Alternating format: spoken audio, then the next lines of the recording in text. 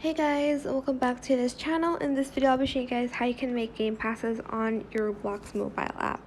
Go to more here and you're going to go to create. Then you are going to scroll down to your game and you're just going to, you're going to double click on your game.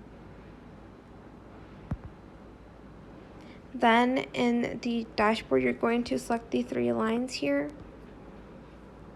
Scroll down until you find passes. Select create a pass. Then you're just going to name it however many Robux it is. For instance, 100 or 100 Robux. You don't need to add a description. Then you're just going to select create pass. I'm not going to do it though, but that is it. I hope it was helpful for you guys.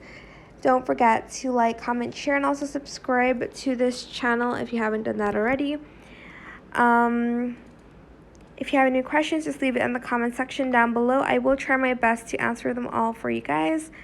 And if you found this video helpful, please click the thanks button in the description box down below. It would mean a lot to us. Thank you so much for watching till the end. Goodbye.